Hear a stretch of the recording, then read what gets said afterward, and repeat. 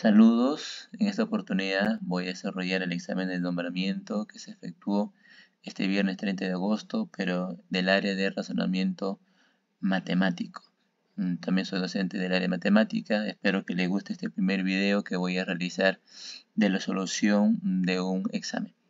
El ejercicio 1 dice: 5 amigos domiciliados en diferentes ciudades acordaron viajar a Ayacucho para compartir un fin de semana. Como parte del acuerdo decidieron que el primero, dice acá, el primero en llegar a esta ciudad haría las gestiones para contratar un servicio turístico. O sea, el primero tendría que contratar el servicio. Ya que nos dan 3 enunciados. Tenemos 1, 2, 3. Conforme vamos a ir leyendo el enunciado, vamos a ir desarrollando el ejercicio.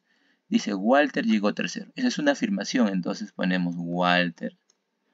Ya, Walter llegó tercero. Vamos a poner acá: Walter llegó tercero. Listo. ¿Qué más me dice ahora a continuación? Ciro llegó después de Walter. Si llegó después, quiere decir que llegó en cuarto lugar. Entonces vamos a poner acá: Ciro llegó después que Walter, o sea, en cuarto lugar. Pero llegó antes que Rosendo. O sea, Rosendo llegó después de Ciro. Entonces vamos a poner acá Rosendo. O sea, llegó en quinto lugar. Ahora pasamos al último enunciado. Marisol llegó llegó antes de Ciro. Ahora, Ciro, como observan, está en el cuarto lugar. Y como en este caso me está indicando que Marisol llegó antes que Ciro, pero como Walter está en tercer lugar, entonces Marisol tiene que haber llegado en segundo lugar. Sería Marisol. Finalmente, Liz, que es la persona que queda, llegaría en primer lugar. Y como me dice que la primera es la que haría el contrato del servicio turístico, me está preguntando justamente quién gestionó este contrato. Entonces la respuesta sería Liz. La respuesta del primer enunciado. Vamos a la siguiente. Dice: Silverio le comentó a su hijo que anteriormente los miembros de la comunidad realizaban los siguientes intercambios. Y acá me dice que un porongo, voy a escribir acá, un porongo, ya equivale o es igual a dos cinturones, más dos collares,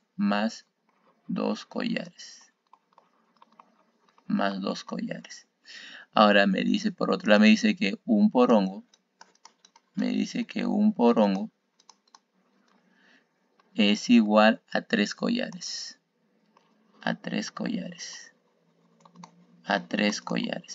Ahora, en base a ese enunciado, podemos ver que acá es el mismo valor, entonces vamos a reemplazar. Simplemente toda esta parte de acá lo vamos a reemplazar por esta parte de acá, porque un porongo equivale a 3 collares. Entonces pondríamos 3 collares sería igual a dos cinturones, de lana. Vamos a poner cinturones nomás para abreviar. A dos cinturones más dos collares. Ahora, como ustedes observan, simplemente es una ecuación, porque es una igualdad, entonces esto de acá va a pasar a restar a 3 collares. De tal manera que 3 collares menos 2 collares me quedaría un collar. Que es igual ¿a qué cosa? A 2 cinturones. Ahora la pregunta me dice: a partir de las relaciones presentadas, ¿qué cantidad de collares podía intercambiarse por 2 cinturones de lana? Y la respuesta sería un collar. Como se observa acá, un collar. Siguiente. El cometa, dice Encke, puede ser visto desde la Tierra 40 meses, dice 40 meses aproximadamente. Si la última vez que fue visto, dice, en la cuarta semana de octubre. Si acá me dice que es la cuarta semana de octubre, eso nos quiere decir que pasó la última semana de octubre. Y vamos a tomar eso como referencia hasta el 31 de octubre. Pondré entonces acá, pasó, digamos, el 31 de octubre. ¿Por qué estamos poniendo 31 de octubre? Porque pasó, dice, en la cuarta semana. O sea, pasó en la última semana. Vamos a decir que pasó a fin de mes. En la última semana, en la cuarta semana de octubre. ¿De qué año? Del 2023. Ahora me sigue diciendo cuánto podrá ser su próximo avistamiento. O sea, ¿cuándo lo volveremos a ver? Bueno, para volver a ver al cometa, según el enunciado, tiene que pasar ¿cuánto? 40 meses. Tiene que pasar 40 meses. 40 meses. Lo que tenemos que hacer es primero saber cuántos meses, o diré cuántos años hay en 40 meses. Y en 40 meses hay 3 años más 4 meses. Porque un año tiene 12 meses. 3 por 12, 36 meses. Más 4, 40 meses. Entonces, si a esto le sumamos los 3 años, nos llevaría al año 2026. Es decir, octubre. Octubre de 2026. O sea, fines de octubre. Pero todavía faltaría 4 meses para que sea visto nuevamente el cometa. Entonces, estamos en octubre de 2026. Si sumamos más 4 meses, llegaríamos a febrero del 2027. Y esa sería la respuesta. Contemos, mira, octubre. Recuerde que pasa a fines de octubre, porque en la cuarta semana. Entonces sería noviembre, diciembre, enero, febrero. Se pasaría la última semana de febrero o fines de febrero. Pero en ese mes. Entonces la respuesta sería la B. Continuamos. El ejercicio 4.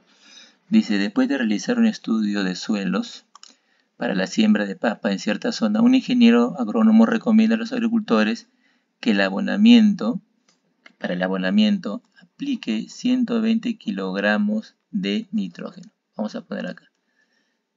De nitrógeno 120 kilogramos. ¿Qué más dice el enunciado? Y 80 kilogramos de fósforo. Vamos a poner acá. De fósforo.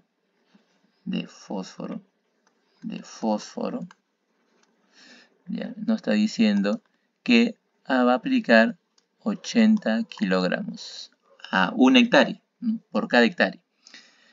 Como acá hay una relación, o sea, hay una proporción con respecto al área a abonar. Entonces, en 1 hectárea tiene que abonar 120 kilogramos de nitrógeno y 80 kilogramos de fósforo. Me dice más abajo, dice que siguiendo la recomendación del ingeniero, uno de los agricultores ha determinado que el abonamiento de su terreno va a necesitar 120 kilogramos de fósforo. Ya está. Entonces, otra persona, digamos, si uno de los agricultores dice que va a hacer lo mismo con su terreno, lo va a abonar, pero necesita 160 kilogramos de fósforo. Entonces vamos a poner acá 160 kilogramos de fósforo. La pregunta es, como hay una relación, ¿cuánto necesitará de nitrógeno? Recuerde que lo primero ha sido para 1 hectárea. Entonces, si para 1 hectárea necesito 80 kilogramos de fósforo, 160, entonces sería el doble. Se ha multiplicado la cantidad por 2. Como hay una relación entre la cantidad de fósforo y nitrógeno, entonces también esa persona ha tenido que utilizar el doble de nitrógeno para abonar su terreno, lo cual nos lleva a multiplicar 120 por 2, es decir, 240 kilogramos. Me pregunta, ¿cuántos kilogramos de nitrógeno deberá utilizar? Y la respuesta sería la C. Continuamos. Un padre de familia tiene 4 hijos, entre jóvenes y adultos. 4 hijos. Vamos a poner acá 4 hijos. Como la familia se dedica a la actividad agropecuaria, cierto día deben arar la tierra. Para elaborar en grupo, el padre convoca a 3 de 4 hijos. Pregunta, ¿cuántos grupos distintos el padre podrá formar con 3 de sus hijos, con 3 de sus 4 hijos? Bueno, acá simplemente podemos usar lo que es combinaciones, ¿no? De 4 tomado 3 en 3, pero también podemos hacerlo también formando grupos contando, ¿no? Por ejemplo, son 3 hijos, podemos poner el primer hijo, digamos acá, el segundo hijo, el tercer hijo y el cuarto hijo. Entonces, como tiene que formar grupos de 3, entonces sencillamente haríamos lo siguiente, ¿no? En el primer grupo sería el hijo 1, el hijo 2 y el hijo 3. En el siguiente grupo sería el hijo 1, el hijo 2 y el hijo 4. El 1, el 2 y ahora el 4. ¿De acuerdo?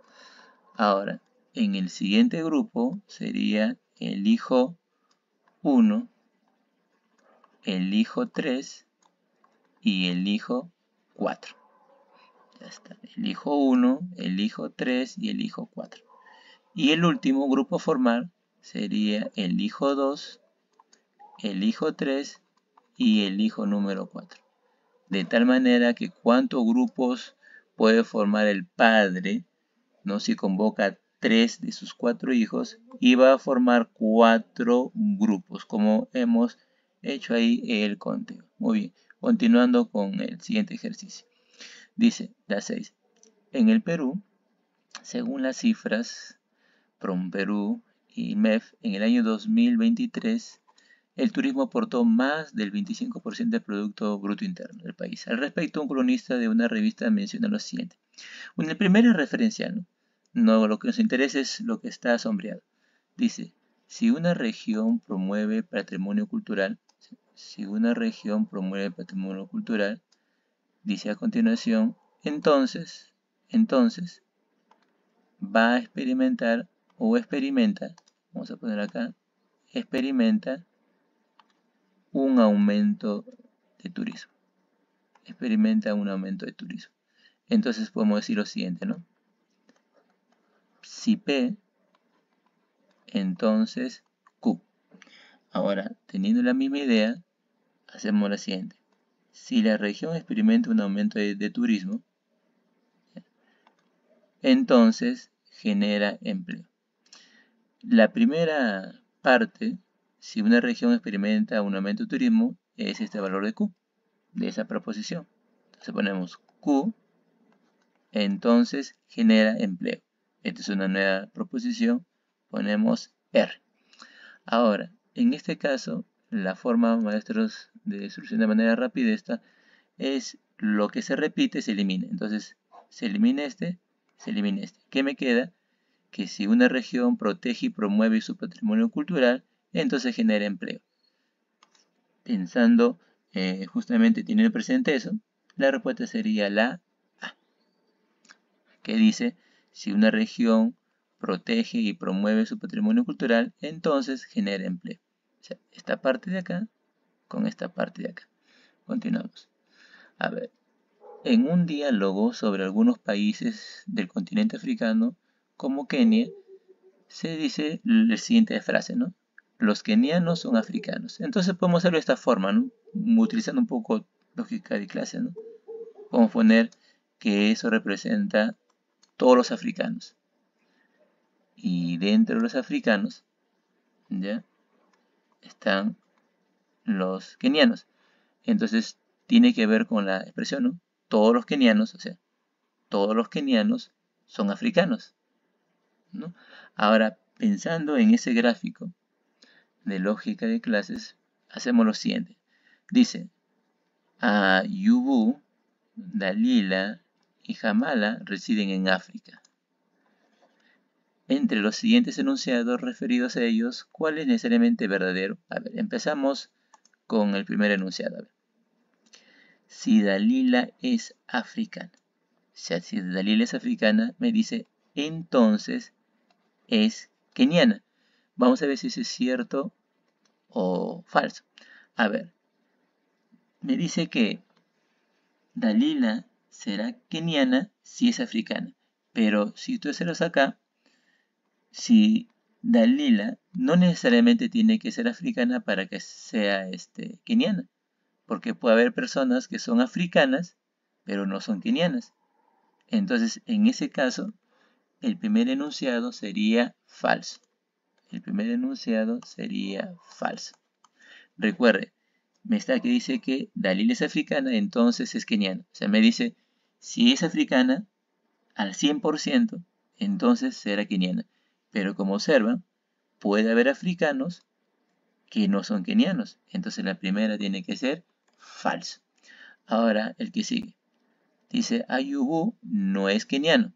O sea, no está dentro de ahí. No es keniano. Dice, entonces no es africano. O sea, lo pone fuera. Ese también va a ser falso. ¿Por qué? Porque si Abu no es keniano, pero puede ser africano. Claro, no vive en Kenia, o sea, no es keniano, pero puede ser africano, porque hay africanos que no son kenianos. Entonces también sería falso. ¿Por qué no puede ser verdadero? Porque si yo afirmo que es verdadero, entonces estamos diciendo que toda persona que no es keniano, entonces no sería africano, pero eso es falso, porque hay africanos que no son kenianos, por eso sería falso. Ahora continuamos. Ahora el siguiente. El siguiente me dice acá. Jamala no es africana, esa está afuera. Si no es africana, no es keniana, y eso sería verdadero, porque observemos el gráfico. Si Jamala no es africana, entonces no sería keniana, al 100%, o sea, con seguridad. ¿Por qué? Porque para ser keniana hay que ser africana. Y como me dice que Jamala no es africana, conclusión, no es keniana. Entonces, al 100%, esa alternativa es necesariamente verdadera. O sea, no hay duda. En los dos anteriores no era al 100%, no como se ha explicado. Entonces, la alternativa correcta sería la C. Pasamos. Dice, en el distrito donde reside Maribel y su familia se presentan 3 circos. Ya, 3 circos. Ya, en un distrito, ¿no? En un distrito. Ya, en un distrito se presentan 3 circos. A su vez, el distrito colindante, o sea, el distrito vecino, ya vamos a poner acá el distrito vecino, dice acá, presenta el doble de circos del distrito donde ella reside.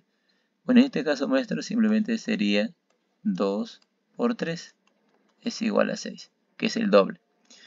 Dice, considerando los dos distritos, o sea, en donde reside Maribel y su familia y el vecino, me dice, ¿cuántas opciones en total tiene Maribel? Simplemente, maestro, es sumar 3 más 6. 3 circos que hay en su distrito y 6 que hay en el vecino. Tiene 9 opciones. La respuesta sería la B. En la que sigue. Dice, en los juegos de integración de una empresa se forman 4 equipos de 4 personas. Se forman, equipos de 4 personas. A cada uno de los integrantes de un mismo equipo se le entregó gorro de distinto color. Y acá vamos a hacer un cuadro de doble entrada. Bueno, ya le he dibujado ya. Dice acá verde, que es este verde de acá. Verde. Listo, dice acá amarillo. Amarillo. Rojo. Rojo. Y azul. Y azul. Listo. ¿Qué más me dice el enunciado? José, Karen, Liliana y Andrés. Entonces ponemos acá en el orden de mención, ponemos acá. Está José, está Karen, está Liliana. Y está Andrés. Ahora llenamos el cuadro en base a los enunciados. Dice, en cada caso, respecto al color del gorro que se le entregó, se sabe lo siguiente. Primero, dice, Karen se le entregó el gorro verde. Entonces, ponemos acá, Karen, se le entregó el gorro verde. Si se le entregó el gorro verde a Karen, entonces, de manera horizontal y vertical, ponemos puras X. Quiere decir que ni José, ni Liliana, ni Andrés se les dará el gorro verde, sino a Karen. Y el resto lo ponemos X como hemos hecho. Siguiente enunciado. A José le gustó el gorro color amarillo. Si le gustó el gorro de color amarillo, que se le entregó a Andrés, dice acá que se le entregó a Andrés, entonces a José no se le dio el gorro amarillo, porque dicho gorro dice que se le entregó a Andrés. Entonces Andrés tendrá el gorro amarillo. Amarillo, Andrés. Vamos en el cuadro. Andrés, amarillo. Por lo tanto, el resto lo completamos con X. Los demás ya no tendrán el gorro amarillo. Y también lo hacemos en horizontal. Listo. Y el último enunciado me dice, Liliana no se le entregó el rojo. Ya está. Completamos acá. A Liliana no rojo. Lo ponemos X. Entonces, ¿qué le queda? Le queda el gorro azul. Por lo tanto, ¿quién tendría el gorro rojo? José.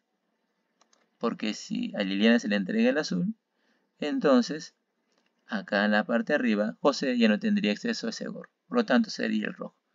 Me pregunta de qué color fue el gorro que se le entregó a José. Entonces vamos, José, ¿qué color? Rojo. La respuesta es la. Siguiente. Dice, según un principio físico, vamos a poner acá un principio físico. Un principio físico.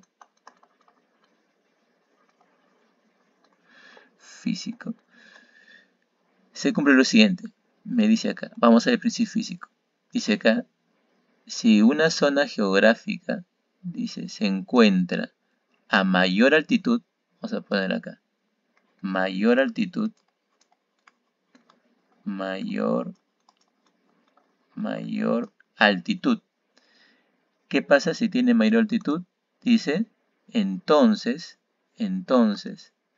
la temperatura en la que hierve el agua en la zona de más altitud será menor a la de menor altitud. Quiere decir, a mayor altitud, menor temperatura. Menor temperatura a la hora de que el agua hierva, por supuesto. ¿Ya? Entonces acá, mayor altitud, menor temperatura, con respecto a la ebullición del agua. Entonces, y por lógica, entonces menor altitud, entonces la temperatura será mayor temperatura con respecto a la ebullición del agua, o sea, al momento de hervir. Ese es el principio físico. Entonces, empezamos acá. A ver, dice acá. Cusco se encuentra a menor altitud que Pasco. Ya, vamos a poner acá. Menor altitud. Ya, Pasco tiene mayor altitud. Listo. Ahora, ¿qué me dice acá? Dice, entonces, la ciudad de Pasco, hierve a mayor temperatura. Vamos a ver. Dice que Cusco se encuentra a menor altitud, pero a menor altitud, ¿qué dice? Mayor temperatura. Y acá me dice que Cusco está en menor altitud y Pasco está a mayor altitud. Me dice, la ciudad de Pasco, que está a mayor altitud, el agua hierve a mayor temperatura. Pero vemos que a mayor altitud tiene que ser la temperatura menor. Entonces, ¿qué va a ser? Falso. Falso. Correcto, maestros. Falso. Ahora, el que sigue. Dice acá, Huancayo se encuentra a menor altitud. Huancayo menor altitud. Se entiende que Puno está más alto. Ahora, entonces, dice la ciudad de Puno, el agua hierve a menor temperatura. A ver, ¿qué me dice de Puno? Puno está en mayor altitud. Entonces, mayor altitud, ¿qué va a pasar en la mayor altitud? Será menor la temperatura. Entonces, como Puno está a mayor altitud, entonces la temperatura será menor. Coincide con el principio físico. Entonces, sería la B.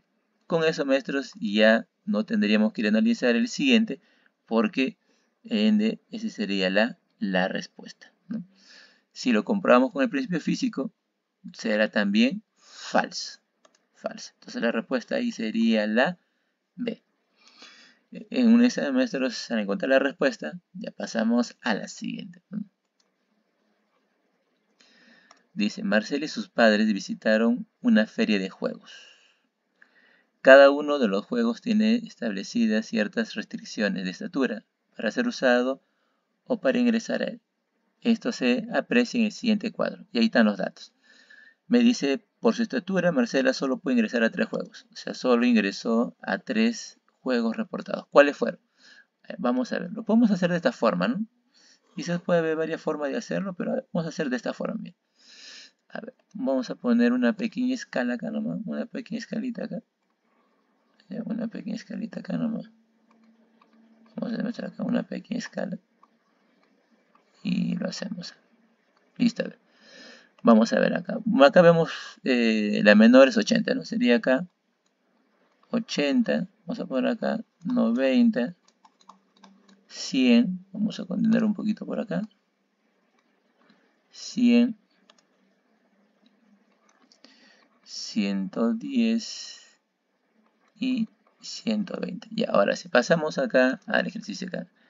El laberinto, las personas que entran al laberinto son las que miden de 80 a 100.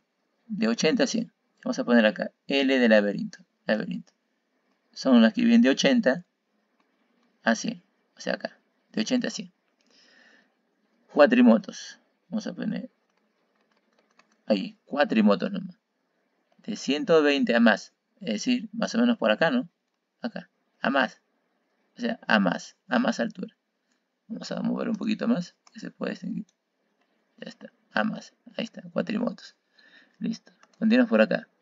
Trampolín, 90 centímetros a 120. Estamos acá, 90 centímetros hasta 120 ahí. Todo esto, lo que miden esa altura. Listo. Y el tobogán de 80 a 110. Ya. El tobogán, a ver, vamos a ver. Acá creo que lo hemos juntado. Vamos a separar. El de acá hemos dicho que es el de acá, es el trampolín. ¿Correcto, maestros? Pues no, confundirnos. Trampolín. Y el último que me queda, tobogán. De 80 a 110. De 80 hasta 110. Más o menos por acá, ¿no? Listo. Entonces, observamos que los que coinciden serán los juegos en los cuales va a poder ingresar. Y serían los siguientes, ¿no? El tobogán, el trampolín y el laberinto. Entonces vamos a ver las alternativas. Tobogán, trampolín y laberinto. Entonces la respuesta correcta sería la A, maestro. ¿Ya? La A. Dice, cierto día Iván decidió instalar un cable de red para conectar su computadora que se encuentra en una habitación donde la señal Wi-Fi es muy débil. Al no disponer de un instrumento de medición, utilizó un pasador de su calzado como unidad de medida. Digamos que este es su pasador, a ver.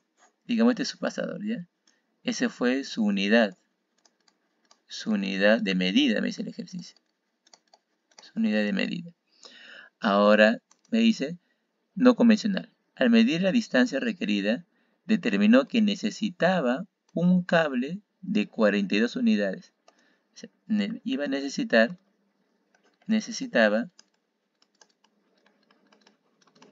estaba 42 unidades. 42 unidades. Para poder cablear, ¿no? Justamente y poder instalar su computadora con Wi-Fi. Ahora, ¿qué más me dice el ejercicio? Al llegar a la tienda donde puede efectuar la compra, le indicaron que el cable de red se vende por metros. Lo que Iván hizo es midió cuánto mide su pasador y él observó que medía 41 centímetros, es decir, 41 centímetros. Claro, recuerda que el pasador representa una unidad. Ahí él al medirlo se dio cuenta que esa unidad equivalía a 41 centímetros. Entonces me pregunta, ¿cuántos metros de cable como mínimo debe comprar Iván para lograr su propósito? Entonces, si necesita 42 unidades y una unidad mide 41 centímetros, una operación simplemente de multiplicación. 41 por 42. ¿Listo, maestros? Ahora, multipliquemos ahí 41 por 42. Y si nosotros multiplicamos 41 por 42, nos daría 1722 centímetros, por supuesto. Centímetros. Pero, como me dice la respuesta está en metros, entonces simplemente dividiéndolo entre 100, vamos a ver cuántos metros son. Y a la hora de dividir entre 100, tendríamos 17,22 metros. Entonces, como me dice cuánto debe comprar como mínimo, entonces no va a comprar solo 17 metros. ¿Por qué? Porque necesita 17 metros más un poquito más. Entonces, para que pueda lograr su propósito de cablear, no va a tener que comprar 17,2 metros, sino el metro completo sería 18. Entonces, la respuesta sería 18, porque con comprar 18 metros lograría su propósito. Si compra 17, no lograría su propósito, porque le faltaría 0,22 metros. Entonces, tendría que comprar el metro completo, o sea, 18 metros. Esa sería la respuesta. Ahora, me dice que se compra una computadora que tiene esta capacidad, 250 de capacidad. ¿Ya? Tiene 250 de capacidad. Maestro, voy a escribirlo más claro. 250 de capacidad. Listo. De almacenamiento. Me dice a continuación que el 20% de esa capacidad lo ocupa el sistema operativo. 20% sistema operativo. El 10% está ocupado en aplicaciones básicas. 10% aplicaciones básicas. Ahora, ¿cuánto tiene usado ya de almacenamiento en porcentaje? Viene usando el 30%. Eso lo está usado. Ya, usado. Ahora, si recordemos que esto representa el 100%, entonces, y está usado el 30%, ¿cuánto falta o qué espacio tiene libre en porcentaje? Tiene 70% de espacio libre. Eso es lo que tiene libre. Entonces, a mí me está preguntando el ejercicio lo siguiente. Me pregunta, ¿cuánta capacidad de almacenamiento libre queda? Entonces, simplemente vamos a hacer una operación de porcentajes. Pondríamos 75, disculpen, sería 70% por 250. Porque el 70% de 250 es lo que le queda de espacio libre. Entonces acá sabemos que ese 70% se puede representar 70 sobre 100 por 250. Los ceritos se van en ambos casos y nos quedaría 7 por 25 y sería 175 de almacenamiento libre. Entonces la respuesta en metros sería la C, 175. Continuamos. Un pescador artesanal se dedica a la pesca de anchoveta. Ya, vamos a ver, anchoveta y de Jurel. Vamos a ver acá. Y de Jurel. Maestros. Ya está. ¿Qué más me dice el ejercicio? Del total obtenido de una semana de anchoveta, la pesca fue 1/3. Ya, 1/3 del total. Fue 1/3 del total. Listo. Y el resto fue Jurel. Entonces, como la pesca se ha dividido en 3 partes iguales, si anchoveta, la pesca total ha sido 1 de las 3 partes, lo que resta sería 2 de 3 del total. Ahora me dice el ejercicio. Respecto al anterior, ¿qué afirmación es correcta? A ver, empezamos. La pesca de Jurel fue el doble de la anchoveta. Para ver si es cierta esa afirmación, simplemente multiplicamos por 2. Porque me está diciendo que la pesca de Jurel es el doble de la anchoveta. Entonces, si multiplicamos a la anchoveta por 2, si me da lo mismo que lo que está acá, entonces la respuesta sería esa. A ver, al multiplicar, podemos observar que me da lo mismo que lo que tengo acá. Por lo tanto, maestros, la primera sería verdadero. Ya no habría necesidad de continuar con los demás enunciados.